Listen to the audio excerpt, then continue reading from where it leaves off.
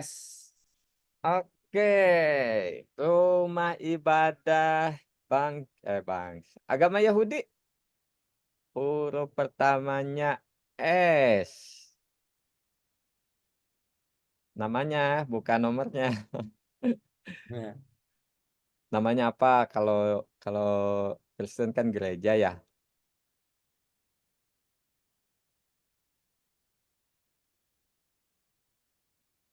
Sawad.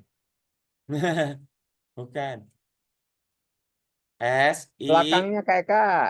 Oh, belakangnya G. Oh, SI belakangnya G.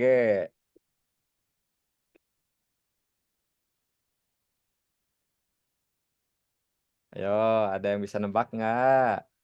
SI si titik-titik belakangnya G. Merah. Sunagung, Bu. Ada dikit lagi. Ada nih jawabannya Kak Eka. Sinagog. Iya, betul. Sinagog. Dan satu lagi masjid ya. Tiga agama yang dibilang Abrahamik adik-adik turunan dari agama dari Nabi Ibrahim. Walaupun Nabi Ibrahim mah harusnya ngajarin cuma Islam aja ya. Nah, masing-masing punya cara manggil. Ada yang pakai trompet, ada yang pakai lonceng, ada yang pakai azan. Nah, yang trompet yang mana adik-adik? Oke. Kalau trompet biasanya identik dengan agama apa adik-adik?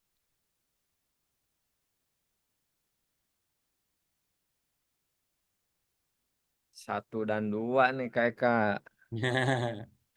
Ya, adik-adik, trompet itu untuk manggil ibadah orang-orang Yahudi. Kalau lonceng, gereja dan azan masjid adik-adik. Oke ya.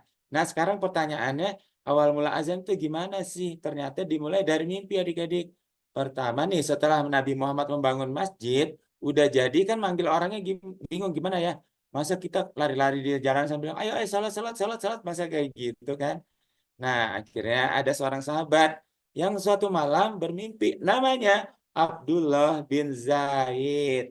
Dia bermimpi adik-adik. Mimpinya apa? Mimpinya melihat seorang membawa lonceng. Mana loncengnya, Kak? Oh iya, lupa. Ini dia. Lenteng, lenteng, lenteng. Ya kan? Nah, kemudian Abdullah bin Zaid bertanya, boleh tidak saya membeli loncengmu untuk memanggil orang sholat? Masih dalam mimpi adik-adik. Nah, orang itu bilang gini, engkau akan kuberitahu sesuatu yang lebih baik dari lonceng ini ya. Dibuang loncengnya.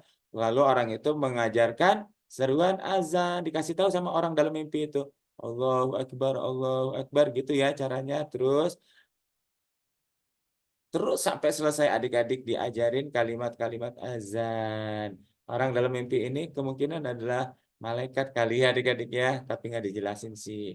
Nah, setelah itu besoknya dia bilang sama Nabi Muhammad, ya Rasulullah, saya suatu tadi malam bermimpi ada orang mengajarkan saya azan. Wah, akhirnya Rasulullah bilang gini, oh insya Allah ini mimpi yang benar. Ucapkanlah ini pada Bilal, biar Bilal yang berazan. Nah, maka Bilal mengalunkan azan buat pertama kali di Masjid Nabawi adik-adik. Allahu Akbar, Allahu Akbar.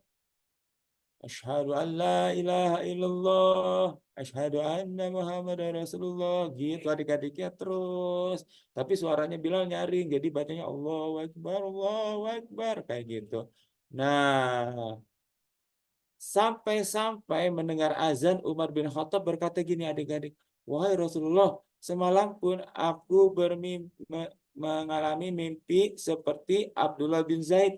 Oh, Masya Allah adik-adik. Ternyata bukan cuma Abdullah bin Zaid yang bermimpi azan, tetapi juga Umar bin Khattab. Cuma Umar bin Khattab kalah cepat dengan Abdullah bin Zaid memberitahukannya kepada Rasulullah. Berarti ada dua sahabat yang mimpinya sama. Dan ini berarti benar-benar dari Allah. Adik-adik, ini adalah bukti bahwa azan itu benar-benar bukan mimpi ngasal-ngasalan, tapi mimpi dari dua orang sahabat yang terpercaya, yaitu Abdullah bin Zaid dan Umar bin Khattab, serta dibenarkan oleh Rasulullah Shallallahu Alaihi Wasallam.